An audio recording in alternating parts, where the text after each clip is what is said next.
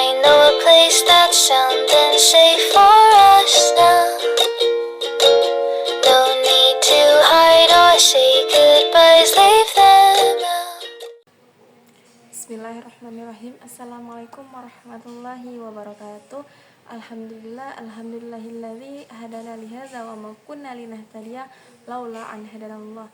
Asyhadu an la ilaha illallah wahdahu la syarikalah wa asyhadu anna Muhammadan abduhu wa rasuluh la nabiyya ba'da amma ba'd. Puji syukur marilah kita aturkan atas kehadiran Allah Subhanahu wa taala yang mana Allah telah memberikan kesempatan kepada kita semua untuk menghirup oksigen yang secara gratis ini. Shalawat beserta salam tidak bosan-bosannya kita hadiahkan kepada Nabi besar kita, yakni Nabi besar Habib Mustafa Muhammad sallallahu alaihi wasallam, yang mana Rasulullah SAW telah membawa umatnya dari zaman jahiliyah kepada zaman Islamiyah, dari zaman kebodohan kepada zaman yang berilmu pengetahuan.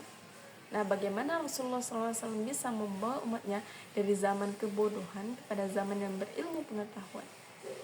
Nah, coba kamu bayangkan, andaikan kamu mempunyai satu buku lengkap, buku panduan lengkap, yang mana buku panduan ini kamu butuhkan sekali. Ilmu-ilmu pengetahuan banyak sekali dalam buku ini. Nah, ini bukan sekedar buku biasa, melainkan buku yang mana isinya itu firman-firman Allah Subhanahu wa taala yang maha benar. Nah, buku ini disebut dengan Al-Qur'an. Nah, Al-Qur'an inilah mukjizat yang diturunkan Allah Subhanahu wa taala kepada Nabi Muhammad sallallahu alaihi wasallam melalui malaikat Jibril dan diturunkan secara mutawatir atau secara berangsur-angsur. Nah, sebelum kita masuk kepada poin pembahasan kita mengenai pentingnya memahami Al-Quran dan ilmu pengetahuan, nah, izinkan saya memperkenalkan diri. Perkenalkan, nama saya Aulia Zahara dari Prodi Pendidikan Agama Islam, Institut Agama Islam Sumatera Barat, Payaman. Nah, ingin menjelaskan kepada Anda 4 menit ke depan mengenai pentingnya memahami Al-Quran dan ilmu pengetahuan. Nah, ketika manusia itu mencoba untuk memahami isi kandungan dari Al-Quran, ketika itu pula lah dia merasa tunduk dan merasakan kebesaran Allah Subhanahu wa taala. Karena Al-Quran itu diibaratkan sebagai lautan yang tiada batas, dengan keindahan, syair dan bait-baitnya yang tiada tara. Tidak ada seseorang pun yang bisa menyaingi keindahan yang tertulis di dalam Al-Quran. Nah, kita bisa mengambil dari kisah Abu Jahal. Kita sama-sama tahu siapa Abu Jahal. Abu Jahal adalah paman Rasulullah SAW yang sangat membenci Rasulullah ketika Rasulullah SAW diangkat menjadi nabi. Nah, ketika itu Abu Jahal pada malam hari ingin pergi ke rumah Rasulullah SAW. Nah, Abu Jahal ini mempunyai 2 sahabat. Nah, ketika itu Abu Jahal pergi ke rumah Rasulullah SAW dan dia bertemu dengan kedua sahabatnya tadi di berbagai arah. Ketika itu Rasulullah SAW selesai sholat.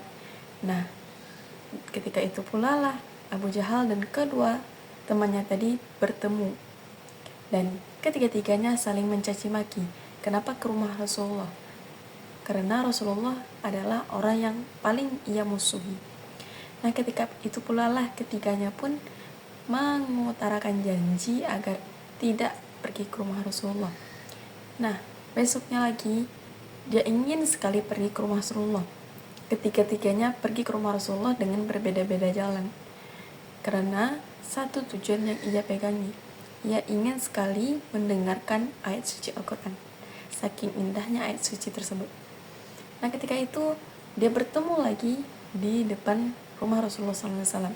Dan ia kembali mencaci-caci, mencela-cela satu sama lain dan berjanji kembali agar tidak pergi ke rumah Rasulullah untuk mendengarkan ayat suci Al-Quran. Nah, besoknya lagi karena rasa ingin tahu dan penasarannya sangat-sangat tidak terbendung lagi. Nah, ketika itu pula lah dia kembali lagi kepada rumah Rasulullah dengan berbeda jalan dan bertemu lagi di depan rumah Rasulullah. Nah, ketika itulah dia berjanji untuk terakhir kalinya tidak akan pernah pergi ke rumah Rasulullah SAW. Nah, dari sanalah dia sebenarnya meyakini Al-Quran dan firman-firman Allah Subhanahu wa taala. Tapi dia tidak terima Al-Quran tersebut atau mukjizat tersebut diturunkan ke Rasulullah SAW. Semua orang-orang itu mempercayai apa yang ada di dalam Al-Quran, termasuk Abu Jahal sendiri. Nah, tetapi yang beliau dustai, yang beliau musuhi adalah Nabi, karena Nabi mendapatkan mukjizat dari Allah. Saking mulianya Al-Quran itu, dan semua orang-orang Yahudi mempercayai bahwa tidak ada seseorang pun yang dapat membuat Al-Quran dan membuat tulisan seindah itu. Nah, begitu pentingnya kita memahami ilmu dari Al-Quran. Banyak sekali ilmu-ilmu yang perlu kita pahami dan kita ketahui.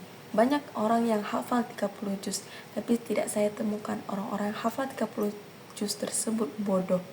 Semuanya pintar-pintar karena dia memahami apa isi dari Al-Quran, firman-firman Allah dan keajaiban-keajaiban yang ada di dalam Al-Quran. Nah, sebelum kita mengenal lebih lanjut masalah Al-Quran, nah kita harus mengetahui apa itu Al-Quran dan dasar-dasar dari Al-Quran. Nah, yang pertama itu Al-Quran adalah firman Allah, perkataan Allah, kalam Allah, dan peringatan serta kabar gembira dari Allah Subhanahu wa taala untuk umat manusia di muka bumi ini. Nah, yang kedua itu Al-Quran itu mukjizat. Ya, mukjizat yang diturunkan kepada Rasulullah SAW melalui perantara malaikat Jibril. Nah, Al-Quran ini adalah menjadi pedoman bagi umat manusia juga. Yang ketiga yaitu Al-Quran ini diturunkan secara mutawatir.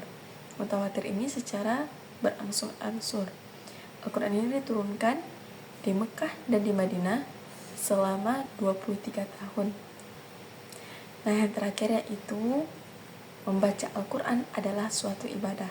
Barang siapa yang membaca Al-Quran, satu huruf Al-Quran, maka dia akan mendapatkan 10 kebaikan. Mungkin hanya itu yang dapat saya sampaikan. Wabillahi taufiq wal hidayah. Wassalamualaikum warahmatullahi wabarakatuh.